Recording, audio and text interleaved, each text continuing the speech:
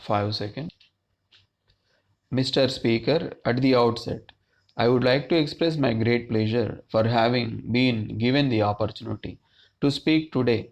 The discussion on the Governor's address gives us an opportunity to review the activities done by the government and discuss those which are planned during the course of the year. The first and foremost point I wish to make is with regard to the matter of cooperative banks. I believe that the state has taken the guidance of the union government in this regard. This has been done with the sole objective of bringing this sector closer to villages. However, I would like to point out that in actual practice there are some difficulties. In this connection, I would like to touch upon a few of them during the course of this discussion.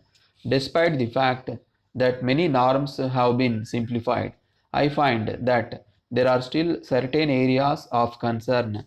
First of all, the conditions for granting loans vary in different parts of the state. I request the Honorable Finance Minister to give personal attention to this aspect of the matter.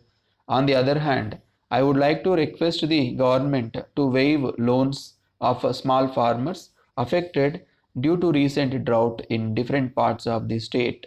I am very glad to note that many new schemes have been announced for the welfare of the poor and needy people. You will remember that recently few slum board buildings collapsed, causing great loss to the occupants. It appears that the buildings were not built properly and have weakened in course of time. On this occasion, I would like to thank the government for providing financial assistance and new allotments to those affected.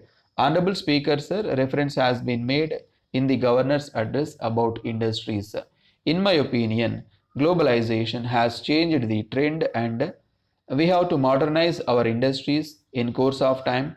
In this regard, I request the government to form a committee to bring changes as soon as possible.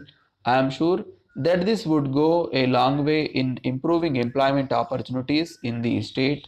I would like to bring to the attention of the House the fact that our state has the advantage of skilled labor and we must use it to the best of our ability.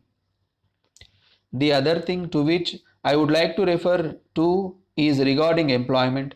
There is a proposal for giving preference in government employment to educated youth whose parents are illiterate. In this connection, I request that their annual income can be taken into consideration to help those from poorer sections of the society. On this occasion, I wish to point out that the new farm laws proposed by the state could not be implemented due to notification of a central act in the matter. As you are aware, due to sustained protests by farmers in several parts of the country, the central law has now been repealed.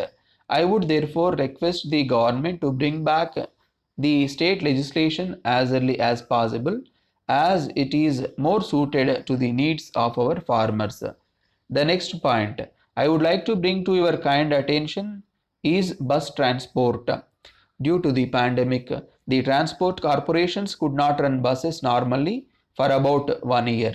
Moreover, the price of diesel has increased to a great extent. Due to this, they suffered huge losses. In order to make up for this, I find that there is a proposal to increase the bus fares. In the circumstances, I would request the government to think of running electric and solar buses. I hope and trust that we would be able to reduce expenditure on fuel in this manner. At the same time, this would be helpful in reducing pollution. Mr. Speaker, finally, I would like to say a few words on the power situation. You are aware that electricity is important for our activities. It is a matter of great satisfaction that in the last few years we are nearly power surplus. However, due to huge losses, the electricity board is forced to raise the tariff. I would like to suggest solar energy in this matter also.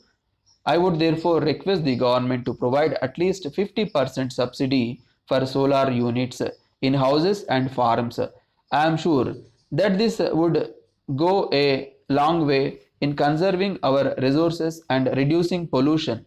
Honorable Speaker, sir, with these words I conclude my speech.